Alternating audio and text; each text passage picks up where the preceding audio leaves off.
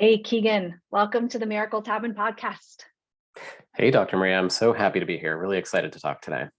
Oh, likewise, likewise. We have too few men on this podcast and other podcasts, as you've written about so eloquently in your book, which I will be plugging big time because it's phenomenal.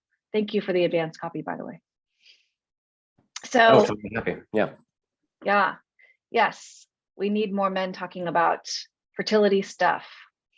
And so, okay, I would love for folks to get a sense of just like who you are in general, and then we will go deep dive into your book, which I think is really important for people to hear about. But just for the sake of identifying who you are, ish, tell us a little bit about you. Who are you? What do you do for a living? How did you come to write the book? All that. Yeah, sounds good. Well, I'm Keegan Prue. I was born in upstate New York and have spent most of my life in New York State. Lived in New York City for a few years, which is where I met my wife, and then we have landed back upstate when we, got to the point in our life where we were ready for, a dog and a backyard and kids and all of that. And I've always worked in the education field. Started out as a teacher in New York City. Taught elementary school, worked in other sort of administrative stuff in schools, and now still work more kind of on the like state government side of education stuff, which is also fun. But yeah, education is really important to me, and I've always, something I love to teach was writing, which probably explains why I ended up writing this book, the IVF Dad. So I'm super excited to talk about it. As you said, I feel like there are never enough voices from men who are going through fertility stuff. I have been fortunate to have friends, colleagues, et cetera, who I've connected with and talked about our experiences, and that's been just a great growth experience for me. So I think there's never enough of that, and I just hope to really connect with other men who are going through this, and hopefully provide some tools that can help them on the way. Yes, and you have. Again, I'll mention that I was fortunate to get an advanced copy, and you absolutely have. And we'll talk a little bit about that. I mentioned before we hit record that I'm obviously going to heavily focus on like mental wellness and emotional stuff and all that. But you give a wealth of information on very basic, like clinical things, diagnoses, these kinds of things. So I would be remiss if I didn't mention that too. Beautiful writer. First of all, I love Thank your you. you have a gentle yet firm and educational style, but there's always like this it's like a compassionate vibe in your writing. It's fabulous. I love it. Yeah, I'm glad that comes through, and I think hopefully I was able to like tap into the teacher side too, because I mean we all know, right? It's like information overload when you hop on the fertility train. There's Yes, it more really is. acronyms than you can possibly keep track of. There's more treatments like every year. It's like there's new treatments and new possibilities and new things, and there are so many Mhm. resources out there, from nutrition to mental health to wellness to et cetera, et cetera, et cetera. So it's a lot to deal with. So yeah, I really wanted to provide with the book, some insight into my own story, because I think that's so important, just to share our stories, because that's how we connect. But then also to Yes. just provide some hopefully clear, kind of straight to the point information about like, what does this journey entail? Just to give Yeah. readers a little bit of a sense of what to expect, and how to kind of navigate it, not into super weeds, but just to know like what are the steps that kind of happen in this process. And yeah, then of course also Yep. dive into how do you take care of yourself, how do you take care of your partner, because that's so important too. Yes. Yeah. And you do have, I didn't know that you were in education, but now I'm like, oh, no wonder, because you have it all in the book. You have these these topics that can get really overwhelming and cumbersome, but you've outlined and bullet pointed and italicized in just the right places. It's visually appealing as well as informationally appealing. It's wonderful. Well, speaking of your story, can you say what your fertility journey was like and give us a little Yeah. like nutshell? Yeah, I'll try to keep it under an hour. But Sure, I know, I know. like I said, my wife and I met in New York City, and in early 2017, kind of made the choice that we were ready to move, and like I said, have the dog in the yard and the kids, and start our life outside of the city. That we loved our time there, and hit the wall of infertility, as most folks who are probably listening to this know. Right, we totally went into it like most people. We said, let's pull the goalie, and started talking about like, I'm sure 4-6 months from now we'll be pregnant and on our way, and that did not happen. In fact, No. quite the opposite. So after 6 or 9 months of trying, we really kind of realized, yeah, something's not working here. And wanted to be proactive. Took steps pretty quickly to start researching and making appointments to get stuff checked out. And spent the next couple of years going through the treatments. Right, we quickly discovered that my wife had some aspect of diminished ovarian reserve. So that was kind of the main thing we were battling against, and that put us right into IVF. Started that in 2018. Had egg retrieval, transfer, first miscarriage, FET, second miscarriage, and then from there started to do a couple of things. Took a little bit closer look at genetic stuff, and did PGT testing, and found out that my wife Olivia had a potential blood clotting factor, so that helped add in some treatments there, and then finally in the fall of 2019, got pregnant with what would become our daughter Eliza. So we were really thrilled to welcome her in July 2020. And then we are now in the process of trying to go back for baby number 2. So, I write in the book that the journey never ends. And that's something that I know is really difficult for folks. It's a big enough thing just to get to baby number 1. And you spend so much time wondering if that's ever going to happen. But then you come back again, and it's you got to do it again if you want to have baby number 2 or 3. But that's the really whirlwind version of all the things that have happened in the last 5 years. Yeah, and of course it's easy to say, hey, this thing happened, and then this, and then step number 3, and then step number 4.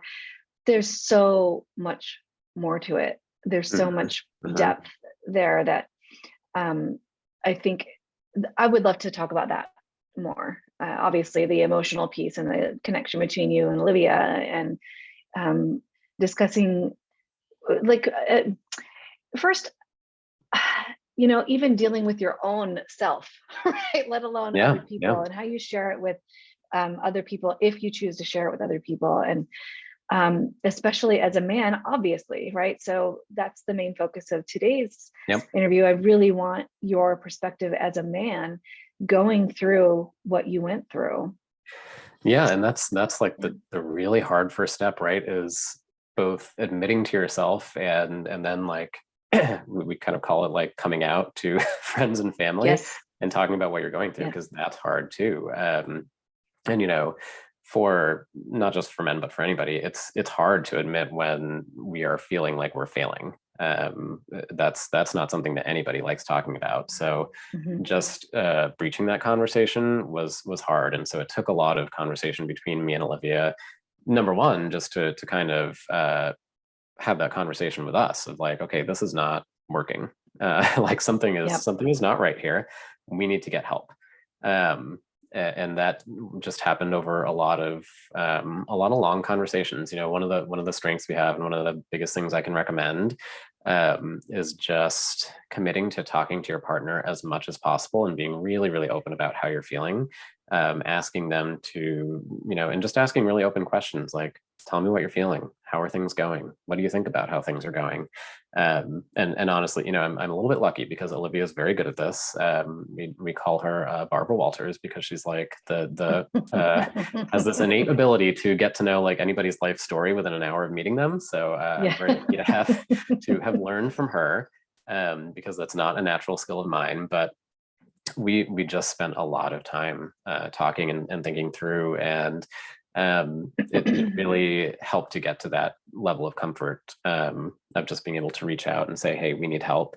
But then it was much harder. I would say that the harder step was kind of coming out to other people. That definitely took some time of there was a little bit of practicality, right? It's like once we actually started going into IVF, there's practical considerations you make in your life around like getting shots and hoarding all sorts of medicine in your refrigerator at all times and things like that. I read about in the book where we had our first shipment of meds coming to us from the specialty pharmacy, and we were about to go on a nice, lovely weekend trip in Vermont, and I had these beautiful smells of maple syrup in my head, and I was like, great, let's go. And then all of a sudden, it's like the limited time frame that we could get the IVF meds in to be able to start them the following week was like, hey, we got to deliver them on Saturday. We're like, great, we're not going to be here on Saturday. How in the world are we going to get these damn meds? So there were those practical, and that was actually one of the first things that pushed us to reach out to some friends and say, hey, yes, because nobody knew. Yeah, nobody knew, and so we had to reach out and be like, hey, do you want to come to our house on Saturday and put a whole bunch of medicines in our fridge? And by the way, here's why we're doing it. And we won't be home. and we won't be home. And there's going to be a whole bunch of them. And by the way, you have to do it within 2 hours, otherwise they might go bad. So like there was that push, but there was also, of course, like as with everybody else, the questions kind of started coming after a couple of years of us being married. Of hey, you gonna have kids anytime soon? And so. Eventually we did share with close family. We were fortunate also to, I shouldn't say fortunate, but like we had a couple of other close friends who we found out were going through fertility issues as well. And so, there's that shared bonding right away. Yeah, but it did help just to get the kind of questions off of our back. But it took a lot of talking and just being willing to admit like, this is a struggle. It's not going well for us. Good. There's so much that I want to highlight there. And I want to dig a little deeper, go even like deeper into like those specific aspects. But I just want to highlight one thing quickly because, and then we can maybe address it later, but I actually got really, really tearful when I was reading your book because there was one part where you were interviewed for a newspaper and now there's this huge spread of like your whole story is out there, like it's public, and a neighbor comes up to you and says that they had the same. I'm like getting a little choked up right now because it's like, wow, connection, instant connection. It was, and that was a really moving moment, and I'll talk about sort of how that came to be. But one of the biggest things I can say is like. It's impossible to overestimate how much you might not feel like sharing, but it's also impossible to overestimate how much better it will make you feel when you do share. It was really tough to get to that point, especially to, like you just said, to put this out in our local newspaper that thousands of people were gonna read about. It was hard, and then to from there to start posting things on social media and telling other friends, but. What I will say is every single time the result of sharing was connection. And the result of sharing was making the journey easier. And so despite how hard that was, it became easier with time because it was like self-evident to us after a couple of times. It was like, oh, you share this. And then suddenly you have all sorts of people coming to you saying, hey, I've been there too. I've been in your shoes and thank you for sharing. And here's what happened to me. And those folks who we've talked to since sharing that article, since putting things on social media, we're still connected with them. We're still checking in all the time, and some have kind of gotten to the other side and resolved their fertility journey, and others are still on it. But there's just that deep connection. So yeah. That was a very moving moment in the book. So guys, when you read it, you'll know what I mean.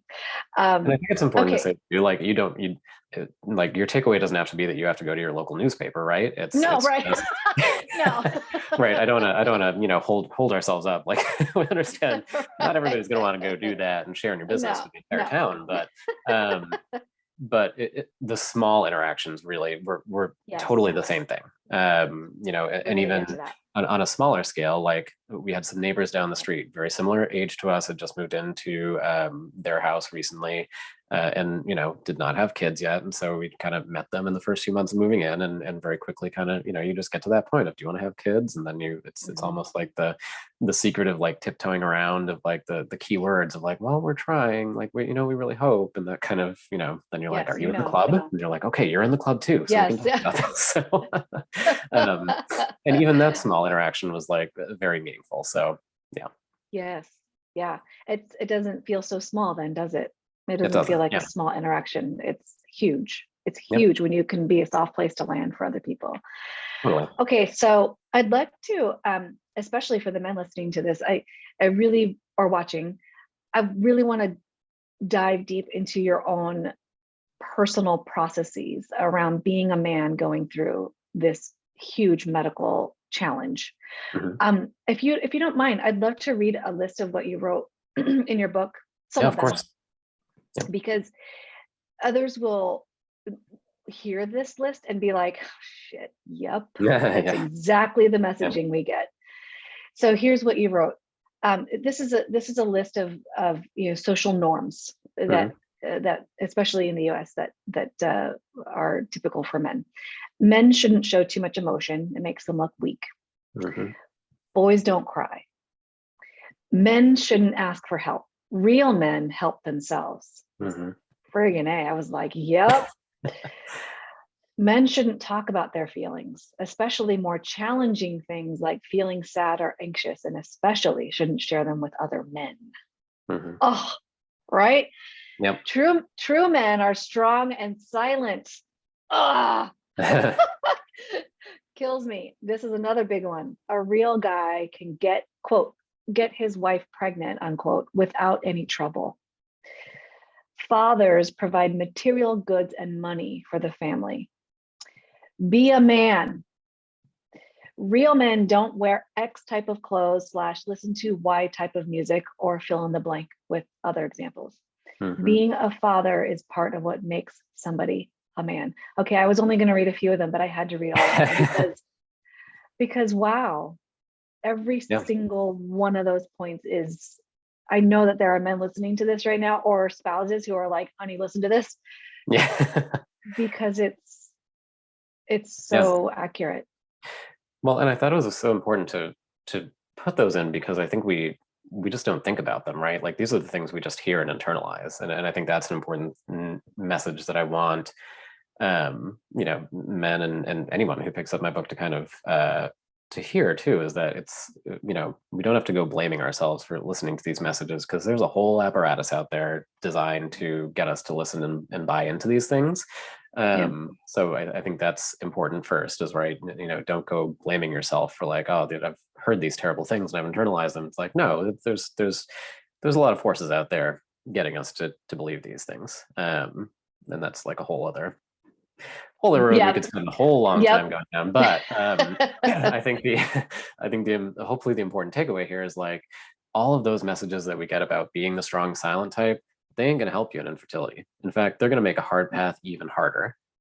So yeah, I would love to get into kind of some of the strategies, tips, and things that will actually help you feel more in control. Because yeah, doubling down on those things that we hear as men is just going to make this path harder, and it's hard enough already. Yeah. So Yeah. please do. How did you reconcile those messages that you grew up with and learned that quote real man is, and how they behave and how they act in their world? How did you rectify / reconcile, and how did you move forward? And yeah, kind of riff Yeah. on that for a bit. Yeah, definitely. I mean, I think a couple of things. I am very lucky to have some great role models, both friends. My own father, I would say, is definitely somebody who doesn't kind of typify those messages. Feels the need for connection and openness and things. So definitely very fortunate in that. But for me personally, a couple of things that really helped. First, I would say even kind of prior to infertility, started to poke around with meditation, and that was a huge help, just to number one, kind of slow down my brain, and number two, just really reflect on what are the things I'm thinking and telling myself over time. and that's right. That's like what meditation is there for, is to help us slow down and think about the messages, and also kind of reprogram what we're saying to ourselves on a daily basis. I think it's very easy when going through fertility stuff to constantly kind of feel like you're in that spot of sadness and failure. And it can really help to just kind of reprogram and think like, what am I saying to myself Love all that. the time? So that I was love super that helpful. word. And then the second thing that's been helpful, as we were talking about before, is just that connection, that openness and sharing with other people, whether it's family, friends, neighbors on the street. I think that's something that doesn't certainly didn't come naturally necessarily to me, right? Like I'm probably in the bucket of a lot of folks I know that you've interviewed over the years, and I'm like the type A achiever, like that have took school very seriously, all that stuff, and so I was kind of used to like, here's a very controlled sandbox that I'm playing in, where I can study more and learn more and Google stuff and figure it out. And then of course, again, like that's not how fertility stuff works. You just have to go through the muck. And so yeah, actually taking the time to connect with people and talk through these things and hear from friends like, hey, what are you doing? You guys are doing IUIs right now. How's that going? How are you feeling about it? How are you two doing? How are you doing? Was really helpful to just get used to, even in small steps, just kind of sharing like, it's not going well right now. Things are really tough. We're stressed out. I'm stressed out, because that's not what we're encouraged to do, right? That's not what we're generally comfortable with doing. But the more you do it, the more it certainly helped, and the more it helped me just know that there were folks out there to reach out to, and chat with and commiserate with and celebrate with when we had good news. But yeah, there was a part in your book, and of course you're lovely storyteller, right? There's some anecdotes that you share throughout the whole book to sort of illustrate these points that you're making. There was a moment where I think you were hanging out with some friends having beer, and first of all, yay! I love beer. You have to come to Oregon. Yep. We've got breweries all over the place. Anyway, so you were having like an IPA or something, and they're kind of, high alcohol content. It kind of went to your head a little bit, went upstairs and saw your friend's kind of baby announcement or pregnancy announcement. Yeah. Yep. Can you talk about that a little bit? Yeah, I'm sure an experience many folks can relate to. But yeah, we had a number of friends gathered at the house, and was just kind of just enjoying some time. It was around the holidays, kind of a little tradition we have where folks come out and we just gather and enjoy and drink a lot of good beer and do stuff like that.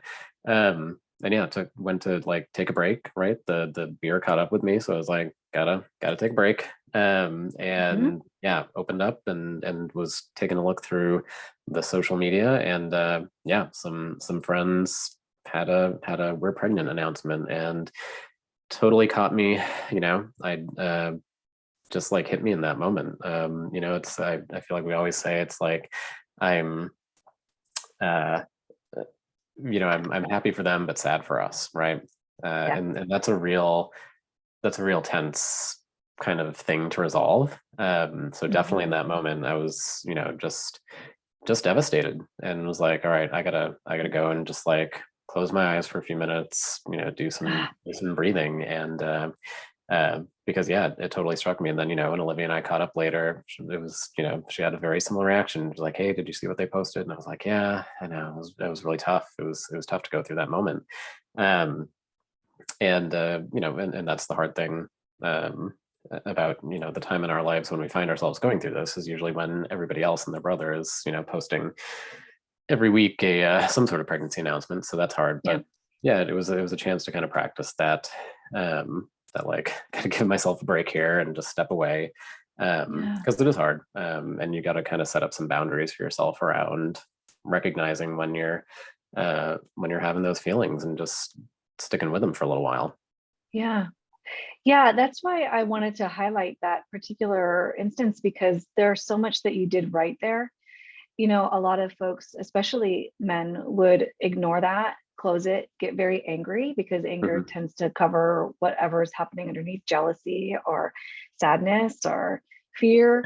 Yep. Go have more beer and get like, you know, maybe belligerent Yeah. or something, and Yep. then like not even say anything to their partner, not a Yeah. word. I'm just going to ignore that because I don't want to, make things worse for her or Yep. something. Yep. So the fact that you took time to breathe, wait, I'm in a body. Yeah. What am I Yeah. what am I feeling right now? Um, just so well done. And I really hope that other men can see the usefulness of that, right? Like it's not about, oh, you just need to feel your feelings. It's not, I think you mentioned like not, oh, you mentioned a mantra. You're like creating a mantra, and it doesn't have to be Yeah. woo-woo, Yeah. right? Like it doesn't have to be that, tapping into your beautiful feminine energy, being a man is so lovely. It's gorgeous. So Yeah. paying It attention, can what's be it happening can right be now. super simple, right? Like as I said, as you put it perfectly, right? It's not some woo woo like long thing. It can be as simple as Mhm. like I'm going to give myself some space in this moment. Like that That's is it. that is a totally cool thing, and again, it is all about like I think this is probably back to my whole teacher thing, but we can retrain our brains, right? Like our brains We are not can. just the way they always are. Um, and when you try something like that out and start saying a mantra like that, you might notice like, hey, this is a little uncomfortable.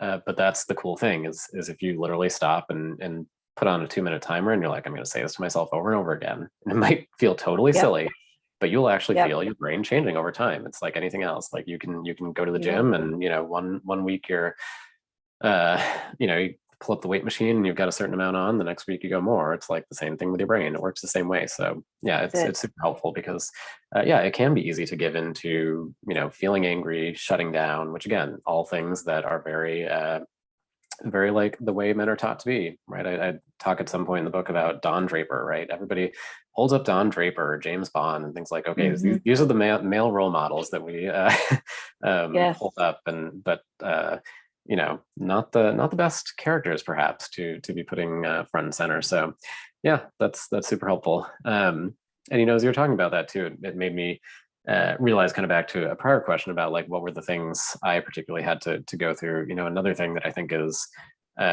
really common for men is to feel like you have to fix things, like you have to take action. Like the only way to engage with the problem is by taking action. And Yep. again, I'm here to say like that's not going to help you in infertility. Like not to say Nope. that there's no action at all, right? There is action, but it's very planned by your RE or whoever you happen to be working with.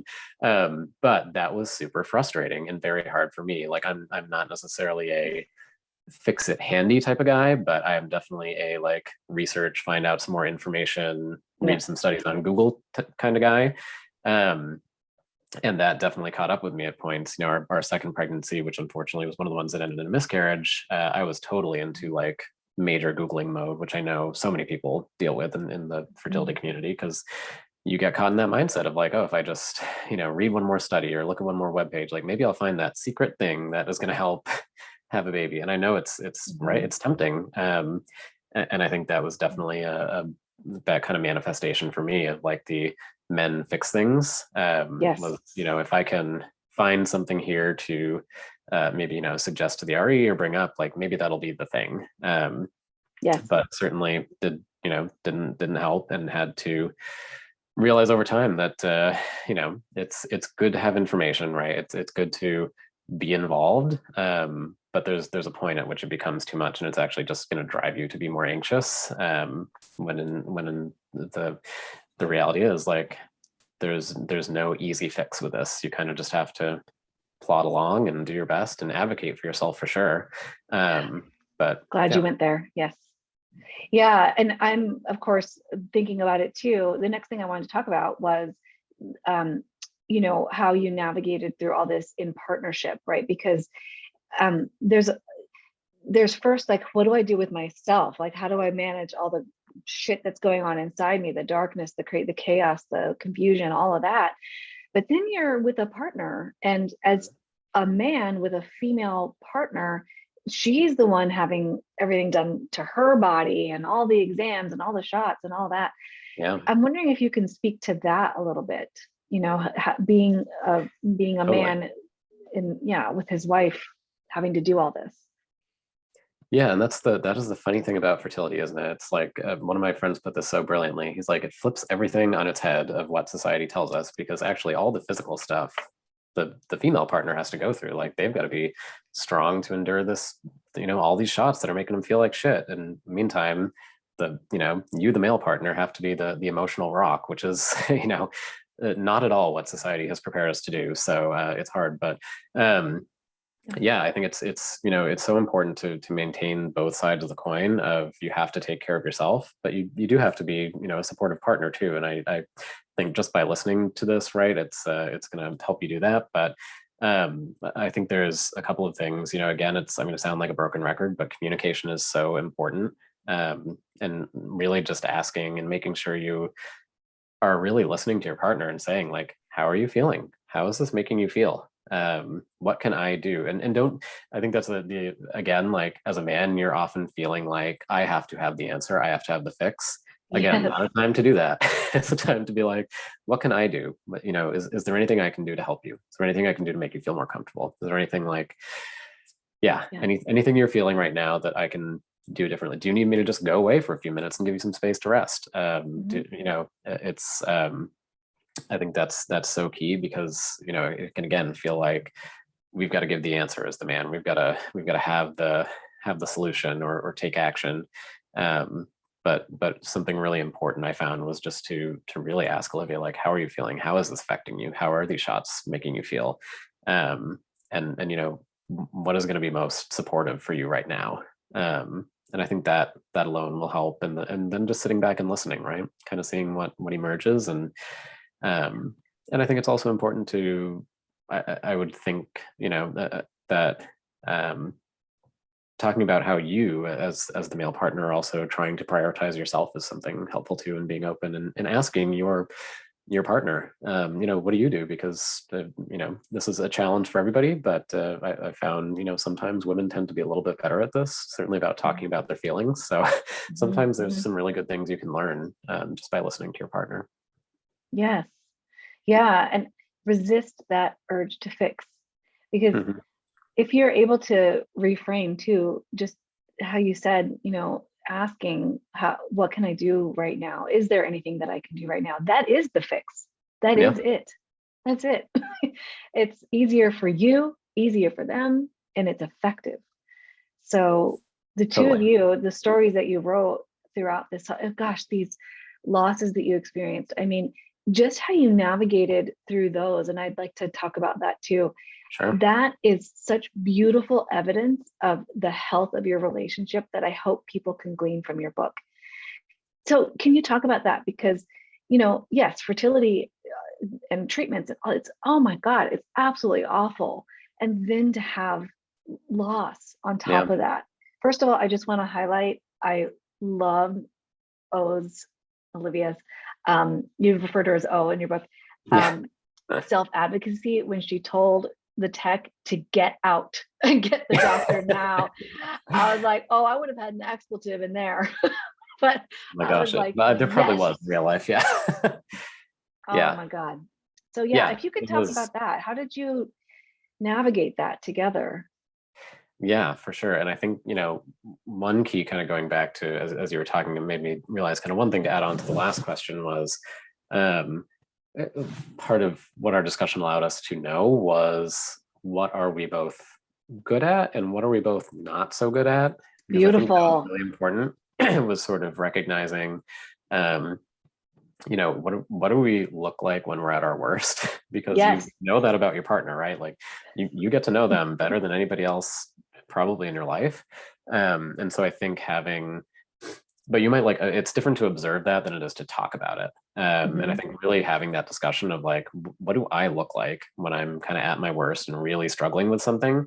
And what do you look like when you're at your worst and really struggling at something? And when that's happening, what is helpful that I do? And what do I do that maybe pisses you off and you'd rather me do something different, is really key, because I think that was having that foundation, made the losses, which were of course devastating, something that we could at least navigate, right? Because it's not, you don't, right. It's not like you necessarily just move on, right? You find a way to move forward.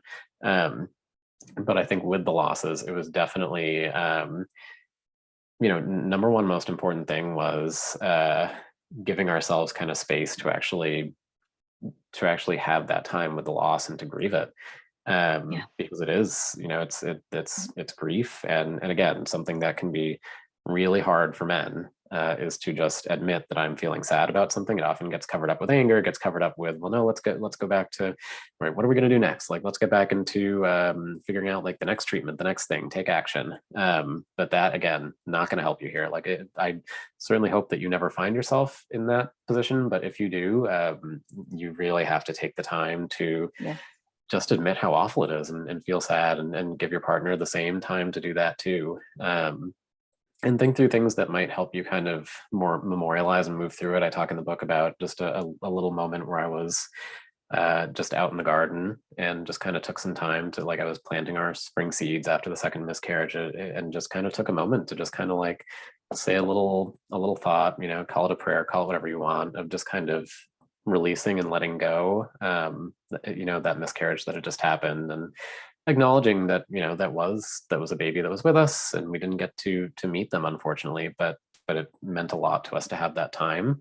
And just that small moment really helped, I think, give it like a place for that feeling of sadness, Yes. which is, again, something that men, I would say in particular, are not really taught very well how to do.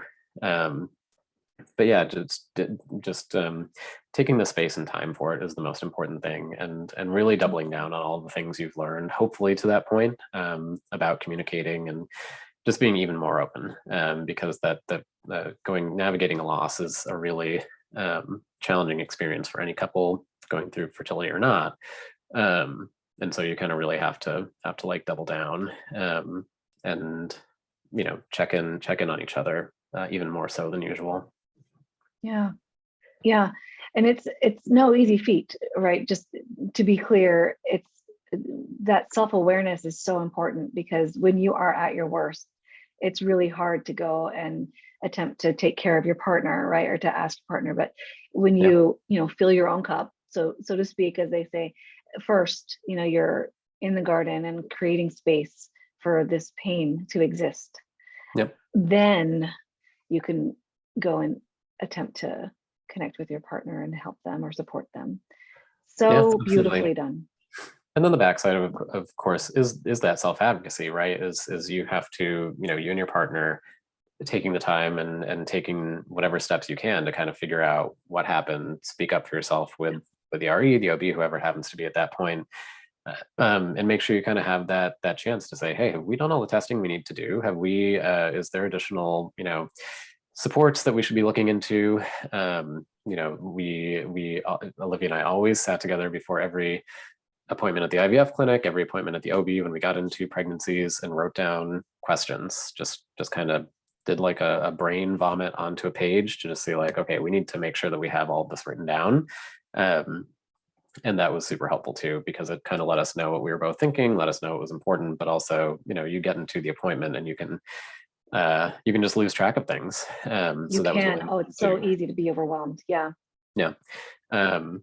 And that, again, like, we were very fortunate to have a great RE, a great team helping us out through the whole process. But just things like, after having that second loss, doing some additional blood work, doing some additional looking at PGT, really did help for us, and also helped us feel like, okay, we're taking some additional proactive steps, which was, I think, helpful for us mentally, just going into further IVF cycles after that, to feel like, okay, we're not just doing the same thing. We've really done all our due diligence here to see, like, okay, are we throwing everything we possibly can at this? Yes.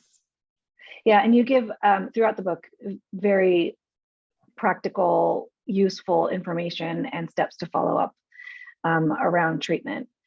So there's just a wealth of information in here. And you do say, I'm not a physician, all that. It's great. It's wonderful. Yep. From personal experience, all of these beautiful, useful tools for people to use. So I'm so grateful that you're sharing that. Okay. The one next thing that I want to ask you about is being a man connecting with other men. about what you're going through and how you do that, how you broach the topic. How do you continue the topic if you choose to? How do you know when you should continue talking about this? Because right, with women, it's like blah, blah, blah, blah, blah, blah, blah, blah. Yeah. Yeah. We're like, la, la, la, la, la, a lot of the time when we have somebody that's very close to us. But how do men navigate that? Yeah, totally. Very, very different, right? And what I kind of suggest in the book is like a couple of things. Like one, try to make it kind of a normal, low stakes interaction. It can feel like right, you can feel very tense as you get toward the idea of like, oh, I'm going to share this with one of my buddies.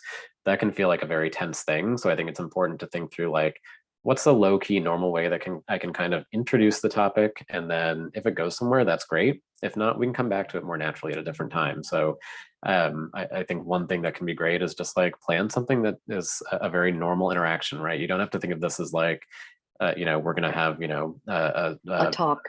yeah, yeah, we're not going to have a talk. We're just going to go and do what we normally do. Like we like to hike, we like to go to a craft brewery and do it, taste some beers. Like go do that thing you normally do, and just have like a normal interaction, and then think through what you want to say in advance. And it doesn't have to be, it doesn't have to be, hey, we're struggling with infertility. It can be a more kind of gentle approach, right? It can be, me and my wife, we're starting to think about kids. Like we're trying it out. Haven't had any luck yet, but really hoping it happens soon. It can be as simple as that, and just kind of put that out there. And you never know what they're going to say, right? It could be your conversation could go in a different way, but then you're set up to return to it in the future. On the other hand, they might, totally open up into what are you guys thinking if your friend is interested in having kids too, and kind of at that same stage in life. But I think kind of putting it in that more low stakes way, and once you kind of decide, and I have a few suggestions in the book like that of what can you say to kind of open the conversation, just kind of write that down and practice it so you're ready for when it happens. That'll help you feel ready for the time. And yeah, it doesn't have to be a big thing. It can just, you put it out there, and that sets it up to be able to return more naturally. Very nice. And then how do you, once you've engaged in this conversation with a buddy of yours, how do you imagine getting support or asking for support from them? Or do you? Like, how does that go moving forward? Because again, women are constantly touching base, or, if they are connected in that way, they're, how are you? What's going on? How do men navigate that? Yeah, definitely. Again, kind of different, but what kind of emerged for me over time, right, was connecting with other men who were going through the same thing, and that was great because then it was very simple for us to just do, the more of a guy thing, like quick text check in, like, hey, how are things going? How's treatment? How are you guys doing? And that I found, was a little easier because it's not quite, it's not like a sit down for a talk, a chat. It's just a, hey, how are you doing? That worked really well for me and some of my buddies to just kind of have that interaction, have that connection, and would just do that, once a week, once every couple of weeks. How are things going? And, have a little back and forth. And then, it also allows you, when we did get together in person, to kind of talk a little bit more about it. But those little quick check-ins, just via text, kind of helped. And I think was a more, kind of guy way of going about things, but it worked well, right? It doesn't have to be a big, thing. No, it doesn't. Actually, what you just said is exactly, I think, how is the healthiest way to navigate, right? So fertility issues are huge. I wrote about this in my book. They're huge, but they need to be put in their rightful place, right? They're not everything. They're not your whole life. You still get to go taste craft brews and, go mini golfing or whatever it is that you hiking or whatever that you like to do. But fertility stuff is still big, it's just not everything, right? So lovely, wonderful. Okay. I'm so hopeful that men pick up your book and spouses to give to their husbands or partners, male partners, because you have a lot of really practical, useful skills in here. So I just want to end with some of the things that you wrote in terms of different ways to, like, I love the word reprogram, the way that a man thinks about himself through this process. And then we'll talk about how to get your book and all that. So you wrote some, I don't know if you actually called these particular parts mantras, but this is in that same chapter where you talked about the social norms that men learn about how to be a man. Yep. You said to practice trying these on for size, basically. So truly strong people reach out for help when they need it. Sharing problems can be a great way to get support. Mhm. Talking about how I'm feeling allows me to be a better partner. Getting more comfortable with discussing things I'm struggling with will prepare me to be a better father, because I know that's a tough job. I can prepare myself to be a great father, and I Mhm. get to define what it means to me to be a great father. Yeah. So wonderful.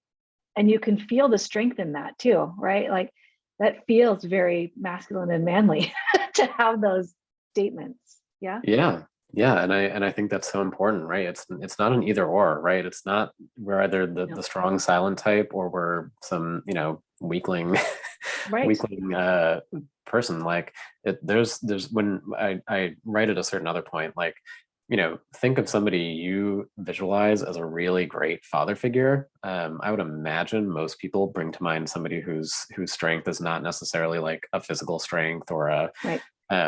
something like that. It's probably something who's really caring, who's really open, who's a guide and a mentor, and those are the types of things that are like a new type of strength. I think that men can tap into, and Right. so yeah, that was my hope in kind of writing those things. And again, I would really suggest, as weird as it may sound, just kind of reading, saying those things over to yourself. Um, can really help to internalize them and kind of push away or just reprogram some of the stuff that we hear a lot as men, because I think that Yeah. is so important. There are different types of strength, and I hope that's what men will realize as they think through these things. And I do think that's changing, right? I think we're at a really I hope so. fortunate time in society when Mhm. that image is really starting to change, and I'm really grateful for that. I think it will make Yeah. for hopefully better manhood and better fatherhood in general, Mhm. for many people. But yeah. Absolutely.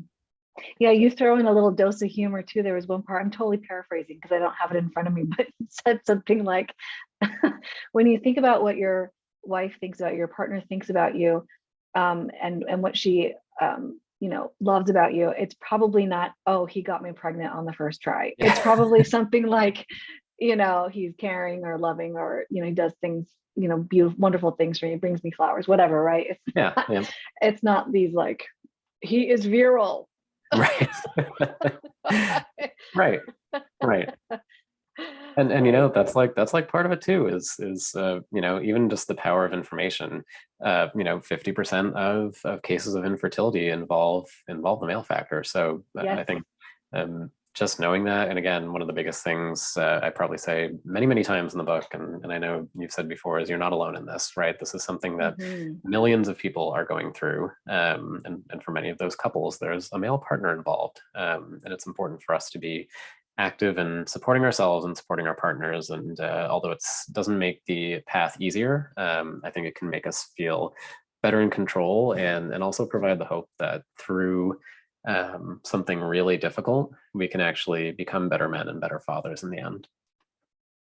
And what a beautiful point to end on. Love it. Keegan, can you say the title of your book and when it's coming out?